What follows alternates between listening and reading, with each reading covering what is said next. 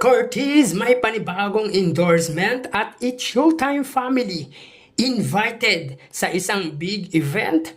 Yan ang pag-uusapan natin mga kaparokya. Pero bago yan ay humihiling ako na pakisubscribe ang aking YouTube channel. Pakiclick ang bell icon para una kayong manotify sa mga bagong video na ilalabas ko. At pakidami nyo na din na i-follow ang aking Facebook page na Mega TV at ang aking TikTok account na Kaparokya TV. Maraming salamat! So mga kaparokya, bago natin umpisahan ang online viewership ng dalawang noontime show sa bansa ngayong araw ng Sabado, July 6, ay pag-usapan muna natin ang isang malaking event kung saan imbitado ang It's Showtime family. So yun nga mga kaparokya, sa darating na GMA Gala Night or Gala Night 2024 ay pinaunlakan ng GMA Management ang It's Showtime family. Ayon yan kay Attorney Annette Gozon, ang Senior Vice President for Programming ng GMA, ay pinaunlakan daw nila ang ABS-CBN noontime show na It's Showtime para sa kanilang big event na sinasagawa taon-taon. Well, dapat lang na maging parte ang It's Showtime family sa nasabing big event dahil malaki ang naitulong ng noontime show led by Vice Ganda sa TV station nila. And last year, nasama na naman na sila, bakit hindi nila isasama ngayon?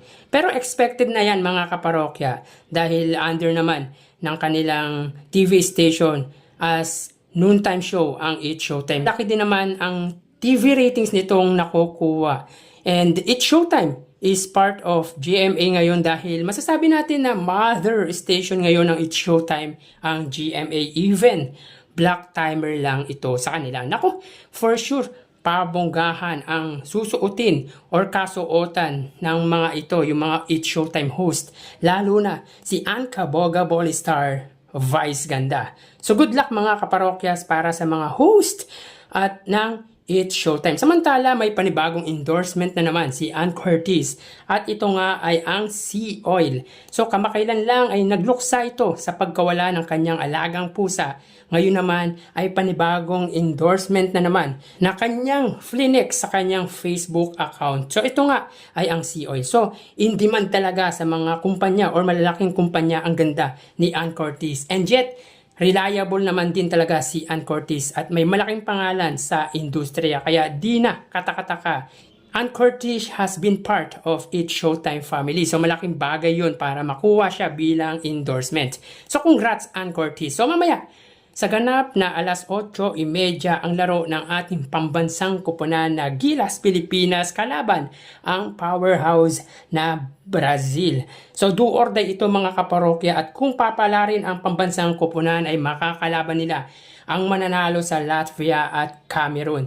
So sana pala rin tayo makaabot sa finals at mag-champion para magkaroon ng ticket sa inaasam-asam na Paris Olympic. Support natin ang ating Gilas mga kaparokya. So tara, ating alamin ang online viewership ng dalawang bigating noontime show. Para sa Itbulaga Under TVJ Facebook page na may 2.5 million followers at sa It's Showtime naman may 18 million followers.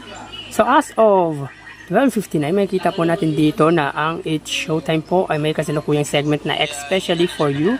At ang Itbulaga naman po, sila ay may kasalukuyang segment na Gimme 5. So dito makikita po natin ang It's Showtime ay may 16.3 thousand viewers. Samantalang ang Itbulaga naman po ay may 7.6 thousand live viewers. So again, as of 1 PM, ang It's Showtime ay may 16.4 thousand viewers at ang Itbulaga naman po ay may 7.6 thousand live viewers. So mapunta naman po tayo sa TV Network YouTube channel.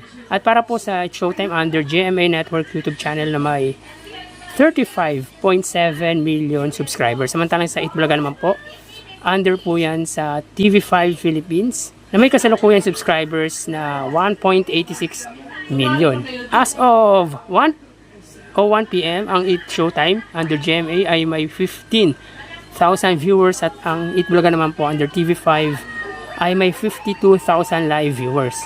So again, as of 1:01 PM, ang It's Showtime under GMA ay may 14,000 viewers at ang Itbulaga naman po under TV5 ay may 52,000 live viewers. So mapunta naman po tayo sa main YouTube channel ng dalawang noontime show para po sa It's Showtime under ABS-CBN It's Showtime na may kasalukuyang subscribers na 2.29 million. Samantalang sa Eat Bulaga naman po under Eat Bulaga TVJ YouTube channel na may kasalukuyang subscribers na 1.04 million.